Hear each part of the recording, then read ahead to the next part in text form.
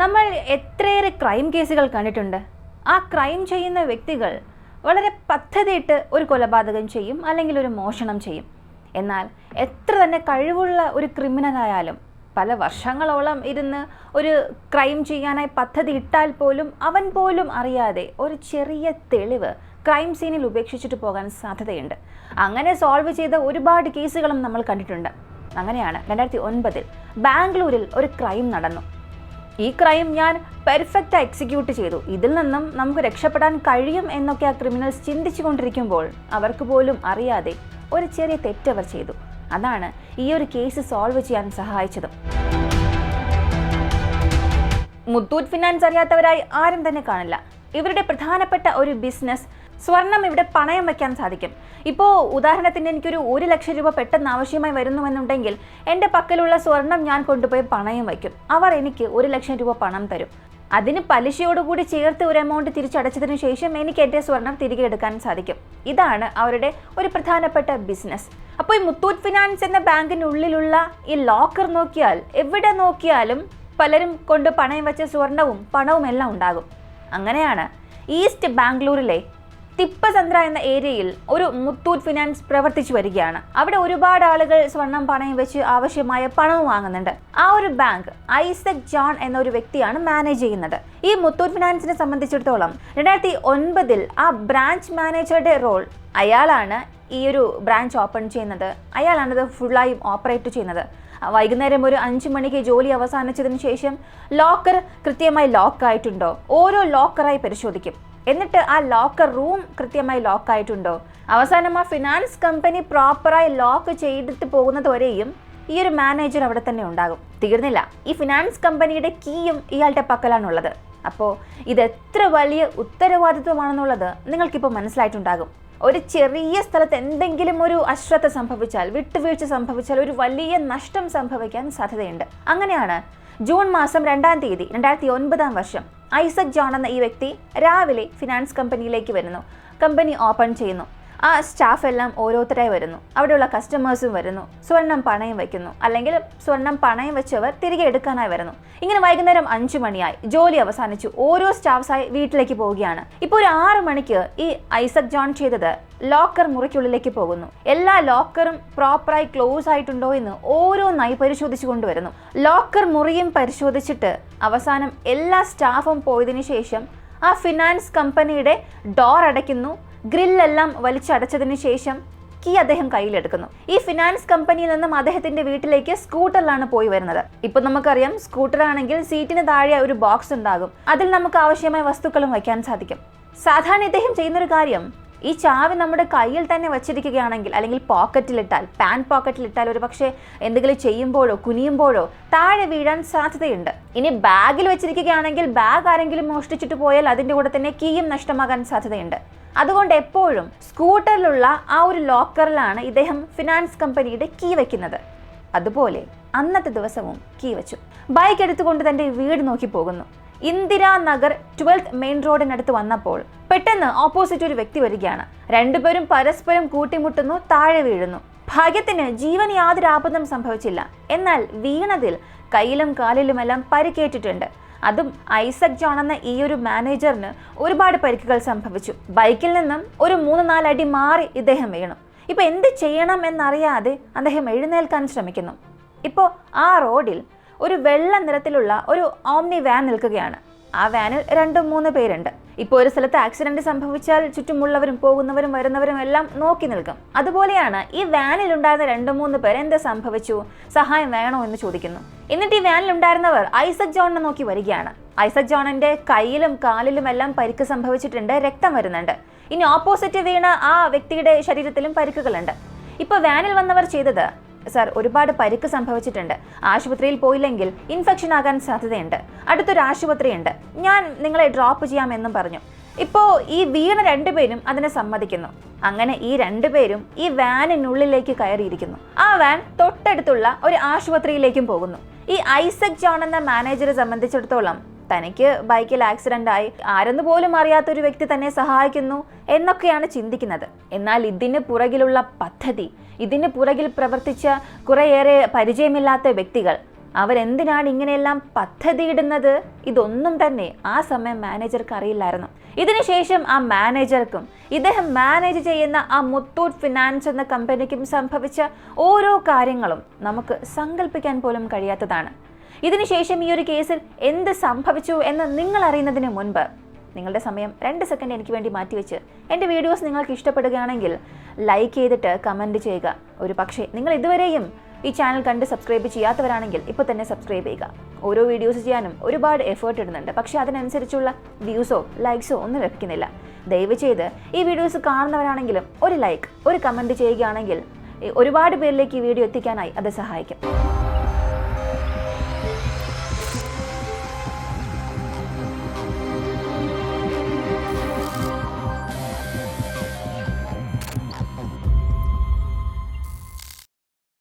ഇപ്പോൾ ഇവരിങ്ങനെ വാനിൽ പോയിക്കൊണ്ടിരിക്കുകയാണ്. ആശുപത്രി ഒരു ഡയറക്ഷനിലാണുള്ളത്. എന്നാൽ ആശുപത്രിയെ നോക്കി യാത്ര ചെയ്ത ഈ വാൻ പെട്ടെന്ന് ആ ഹോസ്പിറ്റലിലേക്ക് പോകുന്ന പാതയിൽ നിന്നും മാറി മറ്റൊരു വിജനമായ പ്രദേശത്തേക്ക് പോകുന്നു. ഇപ്പോൾ ജോൺ ഐസക് ചോദിക്കുകയാണ്, സർ, ആശുപത്രി ഈ വശത്താണുള്ളത്, നിങ്ങൾ വഴി മാറി പോവുകയാണ് എന്ന് പറഞ്ഞു. ഇപ്പോൾ വണ്ടി ഓടിച്ചവർ, ഇല്ലില്ല, ശരിയായ പാതയിലൂടെയാണ് ഞങ്ങൾ പോയിക്കൊണ്ടിരിക്കുന്നത്, ഞങ്ങൾക്കറിയാം എന്നും അവർ പറഞ്ഞു. ഇപ്പോൾ മാനേജർക്ക് ഒന്നും മനസ്സിലായില്ല. താൻ തെറ്റായ വ്യക്തികളിൽ അകപ്പെട്ടോ എന്ന് അദ്ദേഹം ഒരു സെക്കൻഡ് ചിന്തിക്കുന്നതിന് മുൻപ് തന്നെ ആ വാനിലുണ്ടായിരുന്നവരിൽ ഒരാൾ ക്ലോറോഫോം തടവിയ കർച്ചീഫ് എടുത്ത് ഈ ജോൺ ഐസക് എന്ന മാനേജറുടെ മുഖത്തേക്ക് വെച്ചു. അടുത്ത സെക്കൻഡ് തന്നെ ജോൺ ഐസക് മയങ്ങി വീഴുകയും ചെയ്തു. എന്നാൽ ഇദ്ദേഹവുമായി ആക്സിഡൻ്റായി ഈ കൂടെ വന്ന വ്യക്തി മറ്റാരുമല്ല, അതും ഇവരിൽ ഒരാളാണ്. ഇങ്ങനെ കൃത്യമായി പദ്ധതിയിട്ടാണ് ഈ ആക്സിഡന്റ് തന്നെ ഇവർ നടത്തിയത്. ഇപ്പോൾ ഈ വാൻ വളരെ വിജനമായ ഒരു പ്രദേശത്തേക്ക് പോവുകയാണ്. രാത്രി ഒരു 8 മണിയോടെയായി, പൂർണ്ണമായും ഇരുട്ടായി. ഇവർ എന്ത് ചെയ്താലും ചുറ്റും ശബ്ദമൊന്നും കേൾക്കില്ല. അങ്ങനെ ജോൺ ഐസക്കിനെ കാറിൽ നിന്നും പുറത്തേക്ക് കൊണ്ടുവരുന്നു. അയാളുടെ പാൻറ് പോക്കറ്റ് പരിശോധിക്കുന്നു. അതിനുള്ളിൽ പേഴ്സ് ഉണ്ട്, പിന്നെ അയാളുടെ ഫോണും ഉണ്ട്. ആ പേഴ്സ് ഓപ്പൺ ചെയ്യുന്നു. അതിൽ 20,000 രൂപ പണമുണ്ട്. ആ പൈസയും അവരെടുക്കുന്നു. ഇത് കൂടാതെ ഷർട്ട് പാക്കറ്റ്, പാൻ പോക്കറ്റ് എല്ലാം തന്നെ തിരഞ്ഞു നോക്കുന്നു. മറ്റൊന്നും ലഭിച്ചില്ല. സത്യത്തിൽ ഇവർ തിരഞ്ഞു വന്നത് ഇദ്ദേഹത്തിന്റെ കയ്യിലുള്ള ആ 20,000 രൂപയൊന്നുമല്ല. ഇയാൾ ഏത് ഫിനാൻസ് കമ്പനിയാണോ മാനേജ് ചെയ്യുന്നത്, ആ മുത്തൂറ്റ് ഫിനാൻസ് കമ്പനിയുടെ ലോക്കർ കീ, അതിനുശേഷം ആ കമ്പനിക്കുള്ളിലേക്ക് പോകുന്ന ആ ഡോറിന്റെ കീ, ഈ കീ ഇയാളുടെ കയ്യിലാണുള്ളതെന്ന് ഇവർക്കറിയാം. അതുകൊണ്ട് തന്നെ ഇയാളുടെ ശരീരം, ഷർട്ട് പാക്കറ്റ്, പാൻ പോക്കറ്റ് എല്ലാം മുഴുവനും പരിശോധിച്ച് നോക്കുന്നു. എന്നാൽ ആ കീ കണ്ടുപിടിക്കാൻ സാധിച്ചില്ല. ഇപ്പോൾ ഇവർക്ക് വല്ലാത്ത ദേഷ്യവും ആശയക്കുഴപ്പവുമായി. ഇവനാണ് കഥ കടച്ചത്, അത് നമ്മൾ കണ്ടു, കയ്യിൽ കീ ഉണ്ടായിരുന്നു, എന്നാൽ ഇപ്പോൾ ഈ കീ ഇല്ലല്ലോ. ഒരു പക്ഷേ അപകടം സംഭവിച്ചപ്പോൾ എവിടെയെങ്കിലും വീണിട്ടുണ്ടാകുമോ, അല്ലെങ്കിൽ നമ്മുടെ കാറിനുള്ളിൽ എവിടെയെങ്കിലും വീണിട്ടുണ്ടാകുമോ എന്ന് എല്ലായിടങ്ങളും പരിശോധിക്കാൻ തുടങ്ങി. എന്നാൽ കീ കണ്ടുപിടിക്കാൻ സാധിച്ചില്ല. അപ്പോഴാണ് ആ കൂട്ടത്തിലുള്ള ഒരാൾ പറഞ്ഞത്, ഒരു പക്ഷേ അയാളുടെ ബൈക്കിനുള്ളിൽ ഇത് വച്ചിട്ടുണ്ടാകാമോ എന്ന് ചോദിക്കുന്നു. ഇത് നമ്മൾ മിസ് ചെയ്തല്ലോ എന്ന് ചിന്തിച്ചുകൊണ്ട് ഇയാളെ വീണ്ടും വലിച്ചിഴച്ച് ഒരു കുറ്റിക്കാട്ടിലേക്ക് വലിച്ചെറിഞ്ഞു. ഇദ്ദേഹത്തിന് ഏകദേശം പകുതി ബോധം നഷ്ടമായി. അടുത്ത വാനിൽ വന്ന ആളുകൾ തിരികെ യൂടേൺ അടിച്ചു എവിടെയാണോ അപകടം സംഭവിച്ചത് അതേ സ്ഥലത്തേക്ക് പോകുന്നു. എന്നാൽ അവിടെ ഇയാളുടെ ബൈക്ക് കാണാനില്ല. ഇപ്പോൾ എല്ലാവർക്കും വലിയ ഞെട്ടലായി. കാരണം ഇവിടെയല്ലേ ആക്സിഡന്റ് സംഭവിച്ചത്, ഇത് പോലീസിന് പോലും അറിയില്ലല്ലോ. എങ്ങനെയാണ് ഈ ബൈക്ക് മിസ്സായതെന്ന് ചിന്തിച്ചുകൊണ്ടിരിക്കുകയാണ്. സാധാരണ ഇങ്ങനൊരു അപകടം സംഭവിച്ചാൽ, അല്ലെങ്കിൽ ഇങ്ങനെ ബൈക്ക് എവിടെയെങ്കിലും ഒറ്റപ്പെട്ട് കിടന്നാലോ ഓട്ടോമാറ്റിക്കായി പോലീസിന് ഇൻഫർമേഷൻ പോകും, ബൈക്ക് പോലീസ് സ്റ്റേഷനിലേക്ക് എടുത്തുകൊണ്ട് പോകും. ഇപ്പോൾ ഈ കൂട്ടത്തിലുള്ള വ്യക്തികൾ പദ്ധതിയിട്ടത് ഇവൻ്റെ ബൈക്ക് ഇപ്പോൾ പോലീസ് സ്റ്റേഷനിലേക്ക് പോയിരിക്കാൻ സാധ്യതയുണ്ട്. ആ ബൈക്കിനുള്ളിലാണ് മുത്തൂറ്റ് ഫിനാൻസിൻ്റെ കീ ഉള്ളത്. നമ്മളൊരു കാര്യം ചെയ്യാം, ഇയാളുടെ ബന്ധുവാണെന്നും പറഞ്ഞ് 2 പേർ പോലീസ് സ്റ്റേഷനിലേക്ക് പോകാം, എന്നിട്ട് ആ കീ വാങ്ങിക്കൊണ്ട് വരാം എന്ന് പദ്ധതിയിട്ടു. അങ്ങനെ 2 പേർ പോലീസ് സ്റ്റേഷനിലേക്ക് പോകുന്നു. സ്റ്റേഷന്റെ കോമ്പൗണ്ടിനുള്ളിലാണ് ഇയാളുടെ ബൈക്കും നിൽക്കുന്നത്. അതവർ കണ്ടു. ഇപ്പോൾ ഇവർ ഊഹിച്ചതെല്ലാം ശരി തന്നെയാണ്. അടുത്ത 2 പേരും സ്റ്റേഷനുള്ളിലേക്ക് കടന്ന ഇൻസ്പെക്ടറോട് സംസാരിച്ചു. സർ, ഇപ്പോൾ ഒരു ആക്സിഡന്റ് സംഭവിച്ചല്ലോ, അയാൾ എൻ്റെ ബന്ധു തന്നെയാണ്, ചെറിയൊരു പരുക്കാണ്, ആശുപത്രിയിൽ അഡ്മിറ്റ് ചെയ്തിട്ടുണ്ട്, അദ്ദേഹം ബൈക്ക് എടുത്തുകൊണ്ടുവരാൻ ആവശ്യപ്പെട്ടുവെന്ന് ഇവർ ഈ ഇൻസ്പെക്ടറോട് പറഞ്ഞു. ഇത് കേട്ട പോലീസുകാരും, ശരി, ചെറിയ അപകടമല്ലേ, പരിക്കൊന്നും സംഭവിച്ചില്ല, FIR രജിസ്റ്റർ ചെയ്യേണ്ട ആവശ്യമില്ല, ആ കീ എടുത്ത് അങ്ങ് കൊടുത്തേക്ക് എന്ന് ഇൻസ്പെക്ടർ അവിടെ ഉണ്ടായിരുന്ന കോൺസ്റ്റബിളോട് പറഞ്ഞു. ഇപ്പോൾ ഇവർ 2 പേരും പോലീസിനെ തന്നെ പറ്റിച്ചുകൊണ്ട് ആ ബൈക്ക് എടുത്തുകൊണ്ട് പോകുന്നു. ആ ബൈക്ക് സീറ്റ് ഓപ്പൺ ചെയ്ത് നോക്കിയപ്പോൾ അതിനുള്ളിൽ മുത്തൂറ്റ് ഫിനാൻസ് കമ്പനിയുടെ കീ ഉള്ളത് കാണുന്നു. അത് കണ്ട ഉടൻ ഇവർക്ക് വലിയ സന്തോഷമായി. കീ കയ്യിലെടുത്തു. ആ സ്കൂട്ടർ ആ റോഡിനരികിൽ അങ്ങനെ ഉപേക്ഷിച്ചിട്ട് വീണ്ടും വാനിനുള്ളിലേക്ക് പോകുന്നു. സെക്കൻഡുകൾക്കുള്ളിൽ അടുത്തൊരു 10-11 മണിക്ക് മുത്തൂറ്റ് ഫിനാൻസ് എന്ന കമ്പനിക്ക് മുൻപിൽ അവരെത്തി. ഈ സമയത്ത് ഈ കുറ്റിക്കാട്ടിലേക്ക് വലിച്ചെറിഞ്ഞ ജോൺ ഐസക് എന്ന ഈ ഒരു മാനേജർ ആ രാത്രി മുഴുവനും അദ്ദേഹത്തിന് ബോധമില്ലായിരുന്നു. ഒരു 16-18 മണിക്കൂറിന് ശേഷം ജൂൺ മാസം 3-ാം തീയതി രാവിലെ ഒരു 10-11 മണിക്കാണ് അദ്ദേഹത്തിന് ഓർമ്മ വന്നത്. അദ്ദേഹം ഒരു കുറ്റിക്കാട്ടിനുള്ളിൽ കിടന്നതുകൊണ്ട് അതുവഴി പോയി വരുന്നവർക്കാർക്കും ഇങ്ങനെ ഒരാൾ ഇവിടെ കിടക്കുന്നു എന്ന കാര്യം പോലും അറിയില്ല. ഇപ്പോൾ അദ്ദേഹം പതിയെ കണ്ണു തുറന്ന് നോക്കുന്നു. അപകടത്തിൽ സംഭവിച്ച ഈ പരിക്കുകൾ കാരണം ശരീരമാസകലം വല്ലാത്ത വേദനയുണ്ട്. എന്നാൽ ഇപ്പോഴും എന്ത് സംഭവിച്ചു എന്ന് അദ്ദേഹത്തിന് മനസ്സിലാകുന്നില്ല. വീണ്ടും വീണ്ടും അദ്ദേഹം ചിന്തിച്ചുകൊണ്ടേയിരിക്കുന്നു, എങ്ങനെയാണ് താൻ ഇവിടെ വന്നതെന്ന് ചിന്തിച്ചുകൊണ്ടേയിരിക്കുന്നു. അപ്പോഴാണ് പതിയെ ഓർമ്മ വരാൻ തുടങ്ങിയത്. അതെ, ഇന്നലെ ഓഫീസിൽ നിന്നും വന്നു, ഒരു ബൈക്ക് ആക്സിഡന്റ് ആയി, എന്നെ കാറിൽ ആരോ വിളിച്ചു കൊണ്ടുവന്നു, മുഖത്ത് എന്തോ വെച്ച് അമർത്തി, എനിക്കും ബോധം നഷ്ടപ്പെട്ടു, ഇതുവരെ മാത്രം ഓർമ്മയുണ്ട്. ശരി, എൻ്റെ കയ്യിൽ നിന്നും എന്തെങ്കിലും മോഷ്ടിച്ചോ എന്ന് അറിയാനായി അദ്ദേഹം പോക്കറ്റിൽ നോക്കുന്നു. ആദ്യം ഫോണില്ല, രണ്ടാമത്തേത് പേഴ്സില്ല. ശരി, പേഴ്സിലുണ്ടായിരുന്ന 20,000 രൂപ പോയി, അത് പോട്ടെ, ജീവൻ ഇപ്പോഴും ബാക്കിയുണ്ടല്ലോ, ഇത് തന്നെ വലിയ കാര്യം എന്ന രീതിയിൽ ഇദ്ദേഹം എവിടെയാണോ ആക്സിഡന്റ് സംഭവിച്ചത് ആ സ്ഥലത്തേക്ക് പോകുന്നു. അവിടെ തൻ്റെ ബൈക്ക് ഉണ്ടാകുമെന്ന പ്രതീക്ഷയിൽ അദ്ദേഹം പോയി നോക്കി. എന്നാൽ അവിടെ ബൈക്കില്ല. ഇപ്പോൾ ഇദ്ദേഹത്തിന് മനസ്സിലായി, ഈ വന്നവർ ഫോണും പൈസയും പേഴ്സും മാത്രമല്ല, തൻ്റെ ബൈക്ക് മോഷ്ടിച്ചു എന്ന് അയാൾക്ക് മനസ്സിലായി. തൊട്ടടുത്ത പോലീസ് സ്റ്റേഷനിൽ ചെന്ന് കംപ്ലൈൻറ്റ് കൊടുത്തു, എനിക്കൊരു അപകടം സംഭവിച്ചു, ഇങ്ങനെയെല്ലാം സംഭവിച്ചു എന്ന്. ഇപ്പോഴാണ് അവിടെ ഉണ്ടായിരുന്ന പോലീസ് പറഞ്ഞത്, നിങ്ങൾ പറഞ്ഞതെല്ലാം ശരിയാണ്, പക്ഷേ നിങ്ങൾ ബൈക്ക് എടുത്തു കൊണ്ടുവരാൻ ആവശ്യപ്പെട്ടതായി പറഞ്ഞ് 2 പേർ പോലീസ് സ്റ്റേഷനിലേക്ക് വന്നിരുന്നു, അവർ വണ്ടി എടുത്തുകൊണ്ട് പോയല്ലോ എന്ന് പോലീസ് പറഞ്ഞു. എന്നാൽ ഈ സെക്കൻഡ് പോലീസിന് തന്നെ മനസ്സിലായി അവർ തങ്ങളെ പറ്റിച്ചതാണെന്ന്. ശരി, സാരമില്ല, ഒരു കംപ്ലൈൻറ്റ് എഴുതാം, നിങ്ങളുടെ ബൈക്ക്, ഫോണ്, പേഴ്സ് എല്ലാം ഞങ്ങൾ കണ്ടുപിടിച്ച് നൽകാമെന്നും പറഞ്ഞു ഒരു കംപ്ലൈൻറ്റ് എഴുതി വാങ്ങുകയും ചെയ്തു. ഇദ്ദേഹം വളരെ ക്ഷീണിതനായി ദുഃഖത്തോടുകൂടി കംപ്ലൈൻറ്റ് എല്ലാം കൊടുത്തിട്ട് പുറത്തേക്ക് വരുന്നു. ആ പോലീസ് സ്റ്റേഷൻ തൊട്ടടുത്തൊരു റോഡുണ്ട്. അപ്പുറത്തെ വശത്ത് ഒരു ഡെസേർട്ടഡ് ആയിട്ടുള്ള ഏരിയയിൽ അയാളുടെ ബൈക്ക് താഴെ കിടക്കുകയാണ്. അദ്ദേഹം കണ്ട ഉടനെ വളരെ വേഗത്തിൽ ഓടിച്ചെല്ലുന്നു. യാതൊരു സംശയവും ഇല്ല, അത് അയാളുടെ ബൈക്ക് തന്നെയാണ്, കീ പോലും അതിൽ തന്നെയുണ്ട്. ഇപ്പോൾ അദ്ദേഹം ഒരു ദീർഘശ്വാസം ഇട്ടു, എൻ്റെ ബൈക്ക് അങ്ങനെ അവസാനം കിട്ടിയല്ലോ. ഇങ്ങനെ ചിന്തിച്ചുകൊണ്ട് അദ്ദേഹം ബൈക്കിനെ നേരെ എടുത്ത് സ്റ്റാൻഡ് ഇട്ടു.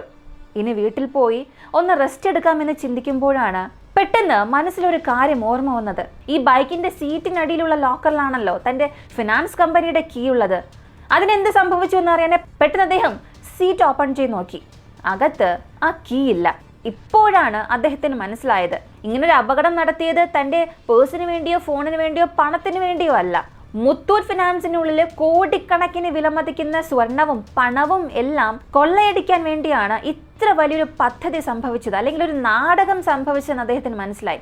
ഉടൻ തന്നെ ബൈക്ക് എടുത്തുകൊണ്ട് മുത്തൂറ്റ് ഫിനാൻസിലേക്ക് പോകുന്നു. അങ്ങനെ പോകുമ്പോൾ ആ കമ്പനിയിലെ സ്റ്റാഫ്സ് എല്ലാം പുറത്തു നിൽക്കുകയാണ്. കാരണം ഇദ്ദേഹത്തിന്റെ കയ്യിലാണല്ലോ കീ ഉള്ളത്. ഇദ്ദേഹം തുറന്നാൽ മാത്രമേ എല്ലാവർക്കും അകത്തേക്ക് കടക്കാനും കഴിയൂ. പ്രശ്നം എന്തെന്ന് ചോദിച്ചാൽ പുറത്തെ ഗ്രില്ലെല്ലാം ഓപ്പണായി കിടക്കുകയാണ്, വാതിൽ ചാരി ഇട്ടിരിക്കുകയാണ്. അതുകൊണ്ട് കണ്ടവർക്ക് മനസ്സിലായി എന്തോ പ്രശ്നമുണ്ടെന്ന്. ആരും അകത്തേക്ക് കയറിയില്ല. ഇപ്പോൾ മാനേജർ വന്നു. മാനേജർക്ക് മനസ്സിലായി അവിടെ എന്ത് സംഭവിച്ചു എന്ന്. പെട്ടെന്ന് തന്നെ അകത്തേക്ക് വന്ന് വാതിൽ തുറന്നു. മാനേജറും സ്റ്റാഫ്സും എല്ലാം അകത്തേക്ക് പോകുന്നു. ആ ബാങ്ക് തന്നെ ഏറെക്കുറെ അട്ടിമറിച്ചൊരവസ്ഥയിലാണുള്ളത്. ലോക്കർ എല്ലാം തുറന്നിട്ടുണ്ട്. ഇനി ആ ലോക്കർ ഒരു 30-40 ലോക്കറോളം ഉണ്ടായിരുന്നു. അതിനുള്ളിലെ സ്വർണം എല്ലാം മോഷ്ടിച്ചിട്ടുണ്ട്. മൊത്തത്തിൽ ആ ലോക്കറിൽ ഉണ്ടായിരുന്ന എല്ലാം ചേർത്ത് 40 കിലോ സ്വർണം മോഷ്ടിച്ചിട്ടുണ്ട്. 2009 ഇതിന്റെ മതിപ്പെന്നത് ഒരു 6 കോടി രൂപയോളം വരും. അപ്പോഴാണ് ഇദ്ദേഹത്തിന് മനസ്സിലായത്, ഈ ഒരു ബാങ്കിൽ ലോക്കറിനുള്ളിലെ സ്വർണം മോഷ്ടിക്കാൻ വേണ്ടിയാണ് ഇവർ ഇങ്ങനെ ചെയ്തത് എന്ന്. ഇപ്പൊ കേസ് രജിസ്റ്റർ ചെയ്യുന്നു. പോലീസും ഇത് അന്വേഷിക്കാൻ തുടങ്ങി. 2009 ആ ഒരു കാലഘട്ടമായതുകൊണ്ട് ആ സമയത്ത് ബാങ്കിൽ പ്രോപ്പറായ CCTV ക്യാമറ, സെക്യൂരിറ്റി സിസ്റ്റംസ് ഒക്കെ വളരെ മോശമായിരുന്നു. യാതൊരു തെളിവുമില്ല, ഒരു സൈറൻ പോലും ഇല്ല. ശരിക്കും ആ ബാങ്കിന്റെ കീ കിട്ടിയാൽ ആർക്ക് വേണമെങ്കിലും തുറന്ന് എന്ത് വേണമെങ്കിലും എടുത്തുകൊണ്ട് പോകാം എന്ന രീതിയിലായിരുന്നു അവിടെ സുരക്ഷ. പോലീസും എന്തൊക്കെയോ ചെയ്ത് നോക്കുന്നു, ഒരു തെളിവ് പോലുമില്ല, ഒരു CCTV ക്യാമറ പോലുമില്ല. എന്നാൽ ഈ ഒരു കേസിനെ സംബന്ധിച്ചിടത്തോളം പോലീസിന്റെ സ്ഥാനത്ത് നമ്മളാണ്, അല്ലെങ്കിൽ ഒരു മൂന്നാമതൊരു വ്യക്തിയുടെ സ്ഥാനത്ത് നമ്മളായിരുന്നെങ്കിൽ നമുക്ക് എന്ത് തോന്നും? ഈ ബാങ്ക് മാനേജറെ ആയിരിക്കും സംശയിക്കുക. ഇവിടെയും അത് തന്നെയാണ് സംഭവിച്ചത്. ഈ ബാങ്ക് മാനേജർ തന്നെയാണ് 4 പേരെ സെറ്റ് ചെയ്തിട്ട് ഈ ബാങ്കിനുള്ളിലെ എല്ലാ സ്വർണവും മോഷ്ടിച്ചത് എന്ന രീതിയിൽ ഒരു സംശയം വരുന്നു. അതുകൊണ്ട് ജോൺ ഐസക് എന്ന മാനേജറെ പോലീസ് സംശയത്തോടു കൂടി നോക്കാൻ തുടങ്ങി. പക്ഷെ അദ്ദേഹം പറഞ്ഞു തന്നെ വീണ്ടും ആവർത്തിച്ചു, സർ, ഇതൊക്കെയാണ് സംഭവിച്ചത്. നിങ്ങൾ സിറ്റിയിലുള്ള ഏത് ക്യാമറ വേണമെങ്കിലും പരിശോധിക്കാം. ഞാൻ പോയി, എനിക്ക് അപകടം സംഭവിച്ചു, എന്നെ ആരൊക്കെയോ കൊണ്ടുപോയി, ചാവി എടുത്തു കൊണ്ടുപോയി. ഇത് തന്നെയാണ് സംഭവിച്ചത്. എനിക്കും ഇതിനും യാതൊരു ബന്ധവുമില്ല എന്നും പറഞ്ഞു. പക്ഷെ പോലീസിന് ഇയാളെ വിശ്വസിക്കാനും കഴിയുന്നില്ല, വിശ്വസിക്കാതിരിക്കാനും സാധിക്കുന്നില്ല. ഇപ്പം മറ്റു മാർഗമില്ലാതെ അയാളുടെ പക്കൽ നിന്നും ശരിയായ ഒരു കംപ്ലൈൻറ്റ് എഴുതി വാങ്ങി വീട്ടിലേക്ക് അയക്കുന്നു. പക്ഷെ അപ്പോഴും ഒരു വാണിംഗ് കൊടുത്ത് അയക്കുന്നു. നോക്കൂ സാർ, ഞങ്ങൾക്കിപ്പോഴും നിങ്ങളെയാണ് സംശയം. എപ്പോൾ വേണമെങ്കിലും വിചാരണയ്ക്കായി നിങ്ങളെ വിളിക്കാം. അതുവരെയും ഈ നാട് വിട്ട് നിങ്ങൾ എവിടെയും പോകാൻ പാടില്ല എന്ന് ഒരു മുന്നറിയിപ്പ് കൊടുത്ത് മാനേജറെ വിടുന്നു. ബാംഗ്ലൂരിൽ വളരെ ബിസി ആയിട്ടുള്ള ഒരു ഏരിയയിലെ മുത്തൂറ്റ് ഫിനാൻസിൽ ഇങ്ങനെ ഒരു റോബറി സംഭവിച്ചത് ആ ഏരിയയിലെ ജനങ്ങൾക്കെല്ലാം വലിയൊരു ഭയത്തിന് തന്നെ കാരണമായി. ജനങ്ങൾ ചിന്തിച്ചത്, ബാങ്കിൽ പോലും സുരക്ഷയില്ലേ, അപ്പോൾ ഞങ്ങളുടെ സ്വർണം എവിടെയാണ് കൊണ്ടുവയ്ക്കേണ്ടത്? ബാങ്കിൽ സുരക്ഷയില്ല, ലോക്കറിനുള്ളിൽ വെച്ചാലും സുരക്ഷയില്ല. ഇങ്ങനെ ജനങ്ങൾക്ക് ആ ബാങ്കിൽ ഉണ്ടായിരുന്ന വിശ്വാസം തന്നെ പതിയെ പതിയെ കുറയാൻ തുടങ്ങി. ഇപ്പോൾ മാധ്യമങ്ങളും ഇത് ഒരുപാട് സംസാരിക്കുന്നത് കൊണ്ട് പോലീസിന് വലിയൊരു സമ്മർദ്ദം തന്നെ ഉണ്ടായി. ഈ ഒരു കേസ് എങ്ങനെയെങ്കിലും സോൾവ് ചെയ്യണം, പെട്ടെന്ന് അവസാനിപ്പിക്കണം. ഇപ്പോൾ പോലീസ് ചിന്തിച്ചത്, ഒരാൾ വളരെ എളുപ്പത്തിൽ ചാവി എടുത്തുകൊണ്ടുവന്ന് ഇത്രയേറെ സ്വർണം മോഷ്ടിച്ചിട്ടുണ്ടെന്നുണ്ടെങ്കിൽ തീർച്ചയായും അവൻ മാസങ്ങളായി അല്ലെങ്കിൽ ഒരു പക്ഷേ വർഷങ്ങളായി ഈ ബാങ്ക് നിരീക്ഷിക്കുന്നുണ്ടാകണം. തീർച്ചയായും ഈ ബാങ്ക് എങ്ങനെ ഓപ്പറേറ്റ് ആകുന്നു, ബാങ്കിൻ്റെ കീ ആരുടെ പക്കലാണുള്ളത്, മാനേജർ എത്ര മണിക്ക് വരും, വൈകുന്നേരം എത്ര മണിക്ക് പോകും, ഇങ്ങനെയുള്ള എല്ലാ കാര്യങ്ങളും ഇവർക്കറിയാം. അപ്പോൾ ഇത്രയേറെ കാര്യങ്ങൾ അറിയാമെന്നുണ്ടെങ്കിൽ 24 മണിക്കൂർ ഒരു ബാങ്കിനുള്ളിൽ ഇരുന്ന് ഇതെല്ലാ കാര്യങ്ങളും നമുക്ക് നോക്കാൻ കഴിയില്ല. അപ്പോൾ ബാങ്കിൻ്റെ പുറത്തു നിന്നുകൊണ്ട് തന്നെ ആരോ ഈ ബാങ്കിനെ നിരീക്ഷിച്ചിട്ടുണ്ട്. ഇതാണ് പോലീസിൻ്റെ ഒരു ഊഹം. അങ്ങനെ പോലീസ് ബാങ്കിന് പുറത്തേക്ക് വന്ന് ആ ഏരിയ മുഴുവനും ഒന്ന് കറങ്ങി നോക്കുന്നു. കൃത്യം ഈ ബാങ്കിന് ഓപ്പോസിറ്റ് ഒരു ഷോപ്പുണ്ട്. ആ ഷോപ്പ് ക്ലോസ് ആണ്. ഇപ്പം ആ ഷോപ്പിൻ്റെ ഓണർ പോലീസ് വിളിക്കുന്നു. അദ്ദേഹം പറഞ്ഞത്, കഴിഞ്ഞ മാസം ഒരു 4-5 പേർ വന്നിരുന്നു. ഇവിടെ ഒരു ചെരുപ്പ് കട തുടങ്ങാൻ പോകുന്നു എന്നും പറഞ്ഞ് എൻ്റെ കയ്യിൽ നിന്നും ഈ ഒരു കട വാടകയ്ക്ക് വാങ്ങി. 1 മാസമായി, ഇപ്പോഴാണ് വാടക തന്നത്. പക്ഷെ ഇപ്പോഴും അവരവരുടെ ബിസിനസ് ഇവിടെ ആരംഭിച്ചിട്ടില്ല. പക്ഷേ 2 ദിവസമായി കട തുടങ്ങിയിട്ടുമില്ല. സത്യത്തിൽ അവരെവിടെ പോയി എന്ന് പോലും എനിക്കറിയില്ല എന്ന് ഈ കടയുടെ ഓണർ പോലീസിനോട് പറഞ്ഞു. ശരി, ഒരാൾക്ക് കട വാടകയ്ക്ക് കൊടുത്തു എന്നുണ്ടെങ്കിൽ അവരുമായി നിങ്ങൾ കമ്മ്യൂണിക്കേറ്റ് ചെയ്തിട്ടുണ്ടാകുമല്ലോ. ഫോൺ നമ്പർ തരാൻ ആവശ്യപ്പെട്ടു. ഇപ്പോൾ കടയുടെ ഓണർ ഒരു ഫോൺ നമ്പർ കൊടുക്കുന്നു. ആ നമ്പറിലേക്ക് കോൺടാക്ട് ചെയ്യാൻ ശ്രമിക്കുന്നു. എന്നാൽ ആ നമ്പർ ഇപ്പോൾ സ്വിച്ച് ഓഫ് ആണ്. ഇപ്പം തന്നെ പോലീസിന് മനസ്സിലായി, ഈ ഒരു കട ആരാണോ വാടകയ്ക്ക് എടുത്തത് അവർക്കും ഈ ഒരു റോബറിക്കും ബന്ധമുണ്ടെന്ന് മനസ്സിലായി. ഉടൻ തന്നെ ആ നമ്പർ ആരുടെ പേരിൽ രജിസ്റ്റർ ചെയ്തിട്ടുണ്ടെന്ന് നോക്കുന്നു. അതൊരു വ്യാജ രേഖകൾ കൊടുത്താണ് രജിസ്റ്റർ ചെയ്തിരിക്കുന്നത്. അതിലൂടെ ഈ കൊള്ളയടിച്ച് റീച്ച് ചെയ്യാൻ എന്തായാലും സാധിക്കില്ല. ഇപ്പോൾ ആ നമ്പറിലെ അവസാനത്തെ 30 ദിവസത്തെ കോൾ റെക്കോർഡ്സ് എല്ലാം പരിശോധിക്കുന്നു. സത്യത്തിൽ ആ നമ്പർ 30 ദിവസത്തിന് മുൻപാണ് വാങ്ങിയത് തന്നെ. അപ്പോൾ അവസാനത്തെ 30 ദിവസത്തിൽ ഈ നമ്പറിൽ നിന്ന് ആർക്കെല്ലാം കോൾ പോയിട്ടുണ്ട്, ഏതെല്ലാം കോളുകൾ ഇങ്ങോട്ട് വന്നിട്ടുണ്ട്, എല്ലാ ലിസ്റ്റും എടുക്കുന്നു. മൊത്തം ഒരു 5-6 നമ്പർ മാത്രമേ ഉള്ളൂ. 5-6 നമ്പറും പരിശോധിക്കുമ്പോൾ അതും വ്യാജരേഖകൾ കൊടുത്താണ് രജിസ്റ്റർ ചെയ്തിട്ടുള്ളത്. എന്നാൽ ഈ 5-6 നമ്പറിൽ മാത്രമേ കോൾ വന്നിട്ടും പോയിട്ടും എല്ലാം ഉള്ളൂ. ഇതിനപ്പുറം മറ്റൊരു നമ്പറിലേക്കും കോൾ പോയിട്ടുമില്ല, വന്നിട്ടുമില്ല. ഇതിലൂടെ മനസ്സിലായത് 5-6 പേർ ചേർന്ന് ഈ ഒരു ക്രൈം ചെയ്തിട്ടുണ്ട്. 1 മാസത്തിന് മുൻപ് വ്യാജ ഫോൺ നമ്പർ വാങ്ങി അവരുടെ കമ്മ്യൂണിക്കേഷന് വേണ്ടി അവർക്കുള്ളിൽ തന്നെ കമ്മ്യൂണിക്കേറ്റ് ചെയ്തു. റോബറി അവസാനിച്ചതിന് ശേഷം സിം കാർഡ് മുഴുവനും അവർ നശിപ്പിച്ചിട്ടുണ്ടാകും. ഇതാണ് മനസ്സിലായത്. ശരിക്കും ഒന്ന് നോക്കുക, ഇതെല്ലാം അവർക്കുള്ളിൽ തന്നെയുള്ള ഒരു നെറ്റ്വർക്ക് ആണെങ്കിൽ തീർച്ചയായും ഇവരെ പിടിക്കാൻ സാധ്യതയില്ല. അത്രയേറെ ക്ലെവറായി പദ്ധതിയിട്ട് പ്ലാൻ ചെയ്ത് എക്സിക്യൂട്ട് ചെയ്തുവെന്ന് പോലീസിന് ഊഹിക്കാൻ സാധിച്ചു. ശരിക്കും ഈ ഒരു കേസിനെ അടുത്ത തലത്തിലേക്ക് എങ്ങനെ കൊണ്ടുപോകണമെന്നേ അറിയാത്തൊരവസ്ഥ. ഇപ്പോൾ ബാംഗ്ലൂർ സൈബർ ക്രൈമിൽ നിന്നും ഈ ഒരു കേസ് ഹാൻഡിൽ ചെയ്യാനായി ഡിറ്റക്റ്റീവ്സ് വരുന്നു. അവർ പറഞ്ഞത്, സർ, നിങ്ങൾ പറഞ്ഞതുപോലെ ഈ 5 നമ്പർ ഞങ്ങൾ കൃത്യമായി പരിശോധിച്ചു. എന്നാൽ ഒരേയൊരു ഫോൺ കോൾ മാത്രം പുറത്തേക്ക് പോയിട്ടുണ്ട്, മറ്റൊരു വ്യക്തിയിലേക്ക് പോയിട്ടുണ്ട്. ജസ്റ്റ് ഒരു 2 സെക്കൻഡ് മാത്രം, ഒരു റിങ് മാത്രമേ പോയുള്ളൂ. പോയ ഉടനെ തന്നെ കോൾ കട്ടാവുകയും ചെയ്തു. ആ നമ്പർ പുതിയ നമ്പറാണ്, അത് ആക്റ്റീവ് ആണെന്നും പറഞ്ഞു. ശരി, അങ്ങനെയാണെങ്കിൽ ആ നമ്പർ ട്രാക്ക് ചെയ്യാൻ ആവശ്യപ്പെട്ടു. ആ നമ്പർ ട്രാക്ക് ചെയ്യുമ്പോൾ അവിടെയാണ് ഈ ഒരു കേസിൽ ഒരു വഴിത്തിരിവുണ്ടായത്. ഇതുവരെയും ഈ കേസിൽ സംബന്ധിക്കുന്ന എല്ലാ ഫോണുകളും സ്വിച്ച് ഓഫ് ആണ്. എന്നാൽ ഈ 2 സെക്കൻഡ് കോൾ പോയല്ലോ, ആ ഒരേ ഒരു നമ്പർ മാത്രം ആക്റ്റീവാണ്. അതൊരു ജെന്യൂനായ നമ്പറാണ്, വർഷങ്ങളായി രജിസ്റ്റർ ചെയ്തിട്ടുണ്ട്. അതൊരു സ്ത്രീയുടെ നമ്പറാണെന്ന് മനസ്സിലായി. ഇപ്പോൾ ഉടൻ തന്നെ പോലീസ് ആ സ്ത്രീയുടെ അഡ്രസ് കാര്യങ്ങളെല്ലാം കണ്ടെത്തി ആ സ്ത്രീയുടെ വീട്ടിലേക്ക് തന്നെ പോകുന്നു. വാതിൽ തട്ടി. ഒരു സ്ത്രീ വന്ന് വാതിൽ തുറന്നു. പോലീസും, മാഡം, ഇത് നിങ്ങളുടെ നമ്പറാണോ എന്ന് ചോദിച്ചു. അതെ, ഇതെൻ്റെ നമ്പറാണെന്ന് അവരും പറഞ്ഞു. ഇന്ന ദിവസം ഈ ഒരു സമയത്തിന് നിങ്ങളുടെ നമ്പറിലേക്ക് ഒരു 2 സെക്കൻഡ് ഒരു മിസ് കോൾ മാത്രം വന്നിട്ടുണ്ടല്ലോ, ആ നമ്പർ ആരുടേതാണ്, നിങ്ങൾക്ക് അവരെ അറിയാമോ എന്ന് ചോദിച്ചപ്പോൾ അതെ എനിക്ക് നന്നായി തന്നെ അറിയാം, അതെൻ്റെ ഭർത്താവിൻ്റെ നമ്പറാണെന്നും പറഞ്ഞു. എന്തിനു വേണ്ടി അദ്ദേഹം നിങ്ങൾക്കൊരു മിസ് കോൾ മാത്രം തന്നു എന്ന് ചോദിച്ചപ്പോൾ ഇവർ പറഞ്ഞൊരു കഥ, സർ ഒരാഴ്ചയായിട്ടുണ്ടാകും, എൻ്റെ ഭർത്താവിൻ്റെ സ്വഭാവം തന്നെ വല്ലാതെ വ്യത്യസ്തപ്പെട്ടു, രാത്രിയൊക്കെ പുറത്തു പോകും, ഒരുപാട് ലേറ്റ് ആയിട്ട് വരും, എനിക്കെന്തോ അദ്ദേഹത്തിന് മറ്റെന്തെങ്കിലും ഒരു അഫെയർ ഉണ്ടോ, ഒരു ഇല്ലീഗൽ റിലേഷൻഷിപ്പ് ഉണ്ടോ എന്ന ഒരു സംശയം എനിക്ക് വന്നു. അതുകൊണ്ട് ഒരു ദിവസം രാത്രി ഞാൻ വീട്ടിലെ ജോലിയെല്ലാം അവസാനിച്ച് കിടക്കാനായി വന്നു. ഭർത്താവ് ഇതിനകം ഉറങ്ങി. അപ്പോൾ അദ്ദേഹത്തിൻ്റെ തലയണയ്ക്കടിയിൽ 2 ഫോൺ ഉണ്ടായിരുന്നു. ഒന്ന് അദ്ദേഹം സാധാരണ ഉപയോഗിക്കുന്ന ഫോൺ, മറ്റൊന്നൊരു പുതിയ ഫോണാണ്. ഞാൻ അന്ന് വരെയും അത് കണ്ടിട്ടേ ഇല്ല. ഇപ്പം എനിക്കൊരു സംശയം വന്നു, ഇദ്ദേഹം ഈ ഒരു ഫോൺ ഉപയോഗിച്ചായിരിക്കാം ഒരു പക്ഷേ മറ്റൊരു സ്ത്രീയുമായി ബന്ധപ്പെടുന്നത്. അതുകൊണ്ടാണോ രാത്രി ഒരുപാട് വൈകി പുറത്തേക്ക് പോകുന്നത്, അല്ലെങ്കിൽ വൈകി വീട്ടിലേക്ക് വരുന്നത്? ഇങ്ങനെ സംശയം തോന്നിയ ഞാൻ ആ നമ്പർ ഏതാണെന്ന് മനസ്സിലാക്കാനായി അദ്ദേഹം ഉറങ്ങുന്ന സമയത്ത് ആ ഫോണിൽ നിന്നും എൻ്റെ ഫോണിലേക്ക് ജസ്റ്റ് ഒരു മിസ് കോൾ തന്നു. എന്തിന് മിസ് കോൾ ചെയ്തെന്ന് ചോദിച്ചാൽ ആ നമ്പർ എനിക്ക് സേവ് ചെയ്യാൻ വേണ്ടി ഒരേ ഒരു മിസ് കോൾ മാത്രം 2 സെക്കൻഡ് എൻ്റെ ഫോണിലേക്ക് നൽകി. പിന്നീട് ഭർത്താവിൻ്റെ 2ാമത്തെ ഫോണിൽ നിന്നും കോൾ റെക്കോർഡ് ഡിലീറ്റ് ചെയ്തിട്ട് അദ്ദേഹത്തിൻ്റെ തലയണയുടെ അടിയിൽ തന്നെ ആ ഫോൺ വയ്ക്കുകയും ചെയ്തു. ഭാവിയിൽ ഒരു പക്ഷേ എനിക്ക് എന്തെങ്കിലും ആവശ്യം വന്നാലോ, അദ്ദേഹത്തിന് മറ്റ് ഒരു സ്ത്രീയുമായി ബന്ധമുണ്ടെങ്കിൽ അദ്ദേഹം ഏത് നമ്പറിൽ നിന്നാണ് അവരെ കോൺടാക്ട് ചെയ്യുന്നത്, ഇതൊക്കെ എനിക്ക് അറിയേണ്ടത് അത്യാവശ്യമല്ലോ. ഭാവിയിൽ എനിക്ക് ആവശ്യം വരുമെന്ന് കരുതി ഞാൻ നമ്പർ സേവ് ചെയ്തു. ശരി, ഇതൊക്കെ എന്തിനാണ് ഇപ്പോൾ നിങ്ങൾ ചോദിക്കുന്നത് എന്നും ആ സ്ത്രീ ചോദിച്ചു. ഇല്ല, മറ്റൊന്നുമല്ല, നിങ്ങളുടെ ഭർത്താവിൻ്റെ പേരൊന്ന് പറയാമോ എന്ന് ചോദിച്ചു. അദ്ദേഹത്തിൻ്റെ പേര് ജയകുമാർ എന്നും പറഞ്ഞു. ഭർത്താവ് ഇപ്പോൾ എവിടെയാണ്? പുറത്തു പോയിരിക്കുകയാണ്.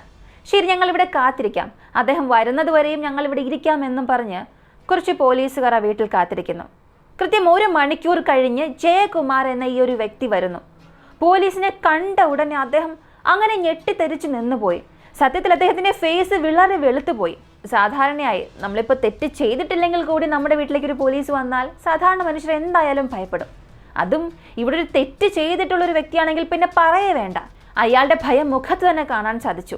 ഇപ്പോൾ ഇയാളുടെ മുഖഭാവവും ഇയാളുടെ പെരുമാറ്റവും നടത്തവും നിപ്പും എല്ലാം കണ്ടപ്പോൾ തന്നെ പോലീസിന് മനസ്സിലായി ഈ ഒരു റോബറിക്കും ഇയാൾക്കും ബന്ധമുണ്ടെന്ന്. വളരെ എളുപ്പത്തിൽ പോലീസിനെ കൊണ്ട് കണ്ടെത്താൻ സാധിച്ചു. അങ്ങനെ ജയകുമാറിനെ സംശയത്തിന്റെ അടിസ്ഥാനത്തിൽ ചോദ്യം ചെയ്യാനായി സ്റ്റേഷനിലേക്ക് കൊണ്ടുവരുന്നു. ആദ്യം ജയകുമാർ എനിക്കും ഇതിനും യാതൊരു ബന്ധവും ഇല്ല എന്ന രീതിയിൽ പൊതുവെ എല്ലാ ക്രിമിനൽസും തുടക്കത്തിൽ പറയുന്ന അതേ കാര്യം തന്നെ പറഞ്ഞു. പക്ഷെ പോലീസ് വളരെ മനോഹരമായി എല്ലാ തെളിവുകളും ലിങ്ക് ചെയ്യുന്നു. നിങ്ങൾ തന്നെയല്ലേ ചെരുപ്പ് കട ആരംഭിക്കുന്ന കട വാടകയ്ക്കെടുത്തത്, നിങ്ങളുടെ കൂട്ടുകാരെല്ലാം ചേർന്നല്ല ഈ സംഭവങ്ങളെല്ലാം ചെയ്തത്, ഇങ്ങനെ എല്ലാ കാര്യങ്ങളും വിവരിച്ചു കൊടുക്കുന്നു. ഇപ്പോൾ ഒരു ഘട്ടത്തിൽ ജയകുമാറിന് മനസ്സിലായി ഇനി രക്ഷപ്പെടാൻ കഴിയില്ല എന്ന്. അയാൾ സമ്മതിച്ചു. അതെ സർ, ശരിയാണ്, ഞങ്ങളെല്ലാവരും ചേർന്നാണ് ഇത് ചെയ്തത് എന്ന്. ഞങ്ങളെന്ന് പറഞ്ഞാൽ ആരാണ്? നിന്നെ കൂടാതെ ഇനി എത്ര പേരുണ്ട് എന്ന് പോലീസ് ചോദിച്ചു. ഇപ്പോഴാണ് ഇവൻ പറഞ്ഞത് ഞങ്ങൾ മൊത്തം 10 പേർ ചേർന്നാണ് ഈ ഒരു ക്രൈം ചെയ്തത് എന്ന്. അതായത് ജയകുമാർ എന്നയാൾ ഇതിനകം ഒരു കുറ്റവാളിയാണ്, പലതവണ ജയിലിൽ പോയി വന്നിട്ടുണ്ട്, പോലീസിന് വളരെ പരിചയമുള്ള ഒരു വ്യക്തി. അപ്പോൾ സാധാരണ ഇങ്ങനെയുള്ള ഈ റോബറി, ക്രൈം ഇവയെല്ലാം ജയിലിൽ വെച്ചൊക്കെയാണ് പദ്ധതി ഇടുന്നത്. അപ്പോൾ ഇവർ ജയിലിലിരിക്കുമ്പോൾ ബോറടിക്കുമ്പോൾ ഒരു കൂട്ടം ഇങ്ങനെ സൃഷ്ടിച്ചു. ഒരു 10 പേരുണ്ടായിരുന്നു ആ ഗ്രൂപ്പിൽ. എത്ര ദിവസമാണ് ഇങ്ങനെ ജയിലിൽ കിടന്ന് കഷ്ടപ്പെടുന്നത്. നമ്മൾ ജയിലിൽ നിന്നും പുറത്തേക്ക് പോയതിനു ശേഷം വലിയ രീതിയിൽ ഒരു മോഷണം നടത്തണം, ഒരു വലിയ തുക കൊള്ളയടിക്കണം, എന്നിട്ട് സെറ്റിലാകണം, ജീവിതം ആസ്വദിക്കണം. ഇങ്ങനെ സാധാരണ നമ്മൾ സിനിമയിലൊക്കെ കാണാറില്ലേ പദ്ധതി ഇടുന്നത്. അതായത് യാതൊരു ജോലിയും കൂലിയും ഇല്ലാത്ത കുറച്ച് പേർ ചേർന്നിരുന്ന് എന്തോ വലിയൊരു മാസ്റ്റർ പ്ലാൻ തയ്യാറാക്കുന്നത് പോലെ ഒന്ന് പദ്ധതി ഇടില്ലേ, അതുപോലൊരു പദ്ധതിയാണ് ഈ ജയിലിനുള്ളിൽ സംഭവിച്ചത്. ഈ ജയകുമാറിന്റെ കൂടെ ഉണ്ടായിരുന്ന ഈ 10 പേർ ആരാണെന്ന് നോക്കിയാൽ ജയകുമാർ, അതിനുശേഷം 5 പേർ ഇതേ ബാംഗ്ലൂരിലുള്ളവർ, വീണ്ടും ഒരു 4 പേർ തമിഴ്നാട്ടിലുള്ളവരാണ്. ഇവരെല്ലാവരും ക്രിമിനലാണ്. മൊത്തം 10 പേർ ചേർന്ന് പദ്ധതിയിട്ടു. ജയിലിൽ നിന്നും പുറത്തേക്ക് വന്നു. മുത്തൂറ്റ് ഫിനാൻസിൽ നിന്നും സ്വർണം മോഷ്ടിക്കാമെന്ന് പദ്ധതിയിട്ടു. എന്നാൽ ദിവസങ്ങളോളം നിരീക്ഷിച്ചാൽ മാത്രമേ ഒരു പാറ്റേൺ മനസ്സിലാവുകയുള്ളൂ. അതുകൊണ്ട് ബാങ്കിന് ഓപ്പോസിറ്റ് നോക്കിയപ്പോൾ ഒരു ഷോപ്പ് അവിടെ എംപ്റ്റിയായി കിടക്കുകയാണ്. അവിടെ ചെരുപ്പ് കട തുടങ്ങാൻ പോവുകയാണെന്ന വ്യാജേന ആ ഷോപ്പ് വാടകയ്ക്കെടുത്തു. 24 മണിക്കൂറും ഈ ബാങ്കിനെ നിരീക്ഷിക്കാൻ തുടങ്ങി. ഷോപ്പിനുള്ളിൽ വഴി നാക്കുലർ വഴി നോക്കും, ആരെപ്പോഴാണ് വരുന്നത്, മാനേജർ എത്ര മണിക്ക് പോകുന്നു, കീ ആരുടെ പക്കലുണ്ട്. ഇങ്ങനെ പല രീതിയിൽ മാസങ്ങളോളം ആ ബാങ്കിനെ നിരീക്ഷിച്ചതിന് ശേഷമാണ് അവർക്കൊരു കാര്യം കൃത്യമായി മനസ്സിലായത്. നമ്മളെ ബാങ്ക് ഇങ്ങനെ കുത്തിപ്പൊളിച്ച് തകർത്തിട്ടൊന്നും അകത്തേക്ക് പോകേണ്ട ആവശ്യമേ ഇല്ല. ഈ ബാങ്ക് മാനേജറുടെ കീഴിലാണ് ഫുൾ കീയും ഉള്ളത്. ആ കീ അവൻ്റെ കയ്യിൽ നിന്നും എടുത്താൽ നമ്മുടെ വീടിനുള്ളിലേക്ക് പോകുന്നത് പോലെ ഈ ബാങ്ക് ഓപ്പൺ ചെയ്തകത്തേക്ക് പോകാം, എല്ലാ സ്വർണവും കൊള്ളയടിച്ചിട്ട് വരാം എന്നുള്ളത് അവർക്ക് വ്യക്തമായി മനസ്സിലായി. അങ്ങനെയാണ് ആമുഖത്തിൽ പറഞ്ഞ അത്രയേറെ കാര്യങ്ങൾ സംഭവിച്ചത്. എന്നിട്ട് ഞങ്ങൾ ഈ കൊള്ളയടിച്ചു എന്നുള്ള കാര്യങ്ങളെല്ലാം അയാൾ പറഞ്ഞു. പോലീസിന് ഏകദേശം ഈ ഒരു സ്റ്റോറി മുൻപ് തന്നെ മനസ്സിലായതായിരുന്നു. എങ്കിലും അവന്റെ വായിൽ നിന്ന് കേൾക്കണമല്ലോ. ശരി, നിന്റെ കൂട്ടാളികൾ എവിടെയെല്ലാം എന്ന് ചോദിച്ചു. ഈ കൊള്ളയടിച്ച സ്വർണമെല്ലാം എവിടെയാണ് വച്ചതെന്നും ചോദിച്ചു. സർ, ഞങ്ങളെ മോഷ്ടിച്ച് അവസാനിച്ചതിന് ശേഷം ഞങ്ങളുടെ പദ്ധതി ആരും ബാംഗ്ലൂരിൽ ഉണ്ടാകാൻ പാടില്ല. എല്ലാവരും മറ്റെവിടെയെങ്കിലും പോകണം.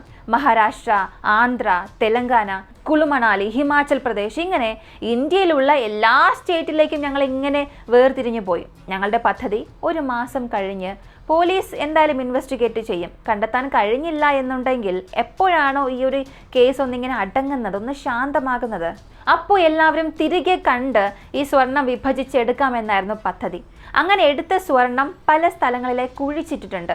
ശരി, എങ്ങനെയാണ് ഈ നിന്റെ ഫ്രണ്ട്സിനെല്ലാം കമ്മ്യൂണിക്കേറ്റ് ചെയ്യുന്നതെന്ന് ചോദിച്ചു. ഇപ്പോൾ ജയകുമാർ പറഞ്ഞത്, സർ, ഞങ്ങളുടെ പദ്ധതി എന്തെന്നാൽ ഞങ്ങൾ എപ്പോഴാണോ മോഷ്ടിച്ച് അവസാനിച്ചത് അതിനുശേഷം ആരുമായി സംസാരിക്കാൻ പാടില്ല. ഇതാണ് ഞങ്ങൾക്കുള്ളിലെ റൂൾ.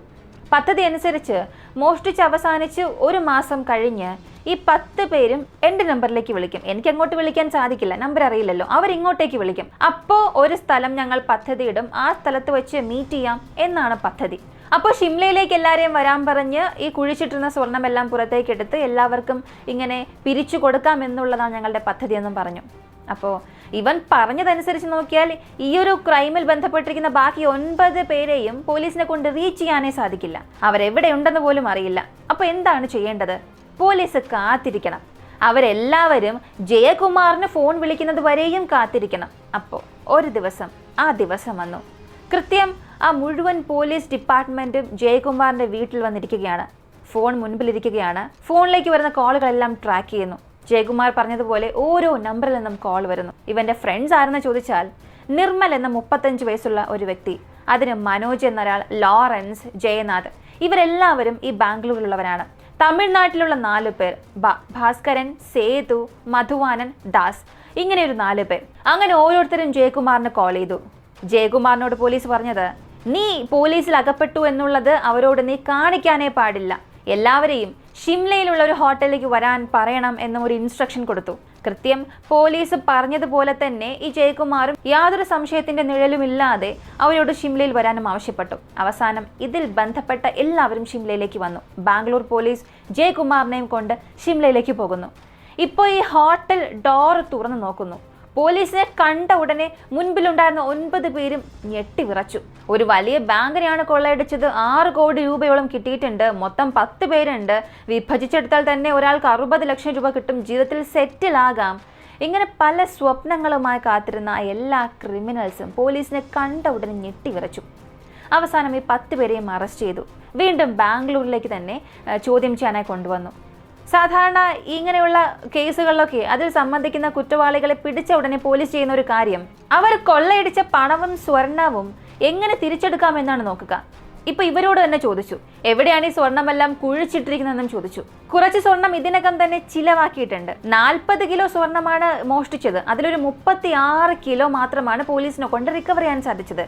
ബാക്കിയുള്ള 4 കിലോ സ്വർണം ഇവരെ കൊണ്ട് റിക്കവർ ചെയ്യാൻ സാധിച്ചില്ല. ഒരു പക്ഷെ അവർ ചിലവാക്കിയിട്ടുണ്ടാകുമോ എന്നും അറിയില്ല. ഇപ്പൊ ഈ 10 പേരെയും അറസ്റ്റ് ചെയ്തു. പോലീസ് ഇവരിൽ കേസ് രജിസ്റ്റർ ചെയ്ത് ചാർജ് ഷീറ്റ് എല്ലാം തയ്യാറാക്കി. ഈ കേസിന്റെ അന്വേഷണം കോടതിയിലേക്ക് പോകാനായി കാത്തിരിക്കുന്നു. വർഷങ്ങളായി കാത്തിരിക്കുകയാണ്. ഈ സമയത്ത് ഈ കേസിൽ മറ്റൊരു വ്യത്യസ്തമായ സംഭവം ഉണ്ടായി.